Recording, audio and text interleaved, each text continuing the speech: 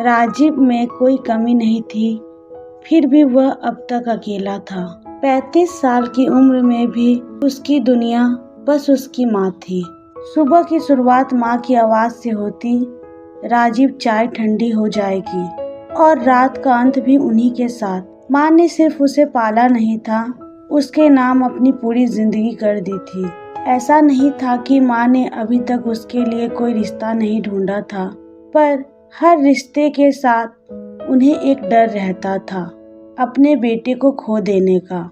और राजीव कुछ कहे बिना अपनी माँ का यह डर महसूस कर लेता था। माँ ने राजीव की बात कई लड़कियों से चलाई थी, लेकिन जब कुछ बात आगे बढ़ती, माँ का डर सामने आ जाता और वह हर लड़की में कोई न कोई कमी देखकर बात आगे बढ़ने नहीं देती। राजीव जानता था कि माँ का डर क्या है। वह उनके चेहरे के बदलते भाव को समझ जाता था और बिना कुछ कहे पीछे खुद ही हट जाता था, क्योंकि उसे अपनी खुशी के आगे उसकी माँ का डर दिखता था। अब उसने फैसला कर लिया था कि उसकी जिंदगी में उसकी माँ के सिवा कोई नहीं आएगा। पर कई फैसले हमारी मर्जी से नहीं चलते। ऑफिस में एक दिन एक नई लड़की आई, नंदिनी।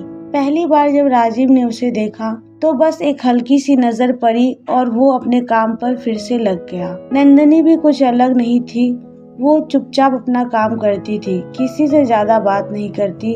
दोनों एक ही जगह पर काम करते थे, लेकिन उनका आपस में कोई संबंध नहीं था। एक दिन काम करते वक्त नंदिनी से कुछ गलती हो गई, जिस कारण बॉस ने उसे कुछ ज्यादा डांट दिया। वो चुपचाप खड़ी होकर बॉस की डांट सुनती रही। राजीव ने पहली बार उसे गौर से देखा। उसकी आंखों में आंसू थे, पर वह रो नहीं सकती थी। शाम को जब सब घर जा चुके थे, राजीव नंदिनी के पास आया। आज की बात को दिल पर मत लेना। अगर तुम्हें किसी काम में मदद चाहिए होती है तो तुम मुझसे बोल सकती हो। नंदिनी ने पहली बार उसकी तरफ देखा, थोड़ा संकोच के साथ, और कहा, ठीक है। इस दिन के बाद से नंदिनी को जब भी कुछ परेशानी होती थी, वह राजीव के पास जाती थी और इस परेशानी का हल मांगती थी। राजीव भी एक अच्छे दोस्त की तरह उसकी मदद कर दिया करता था। काम में मदद करते करते उन दोनों में दोस्ती हो गई। एक शाम ऑफिस की लाइट्स किसी कारण खराब हो गई थी। नंदिनी खिड़की के पास खड़ी थी। राजीव ने पूछा, घर नहीं जाओगी? नंदिनी ने बाहर देखते हुए कहा, कभी कभी लगता है घर जाने की जल्दी नहीं। उस दिन उन्होंने बिना वजह बातें की और शायद वहीं से दोनों के दिल एक दूसरे की ओर बढ़ने लगे। मगर राजीव जानता था कि उनका रिश्ता इससे आगे नहीं बढ़ सकता। इस कारण उसने नंदिनी से दूरी बनानी शुरू कर दी। नंदिनी को राजीव का यह व्यवहार अच्छा नहीं लगा। उसने राजीव से पूछा, तुम कुछ छुपा रहे हो? राजीव ने नंदिनी से कुछ छुपाना सही नहीं समझा। इस कारण उसने अपना और अपनी माँ के रिश्ते की सारी सच्चाई उसे बता दी।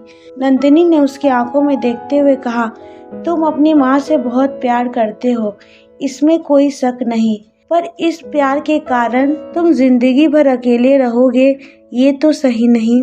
राजीव जानता था कि नंदिनी सही कह रही है, पर एक नए रिश्ते के कारण वह पुराने रिश्ते को छोड़ नहीं सकता था। कुछ दिनों बाद नंदिनी ने कहा, अगर हम सच में एक दूसरे को चाहते हैं तो हमें इस वक्त का सामना करना चाहिए साथ में। राजीव ने कहा, कैसे?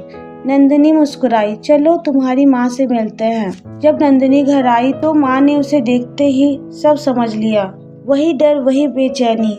अगले दिन उन्होंने नंदिनी को अकेले बुलाया। मैं अपने बेटे को खो नहीं सकती। नंदिनी ने धीरे से उनका हाथ थामा और कहा, आप अपने बेटे को तब खो देंगी जब आप उसे जीवन में आगे बढ़ने नहीं देंगी। माँ की आंखों में आंसू आ गए। नंदिनी ने आगे कहा, मैं राजीव से प्यार करती हूँ, लेकिन मैं उसे आपसे अलग नहीं करना चाहती। मैं सिर्फ उसकी जिंदगी में अपनी जगह चाहती हूँ, आपकी जगह लेना नहीं चाहती। माँ को नंदिनी की बात समझ आ गई। सुबह उन्होंने राजीव से कहा, बेटा, अगर नंदिनी तुम्हारी खुशी है तो उसे इस घर में ले आओ। राजीव की आंखों में जो सुकून था वो शायद माँ ने पहली बार देखा।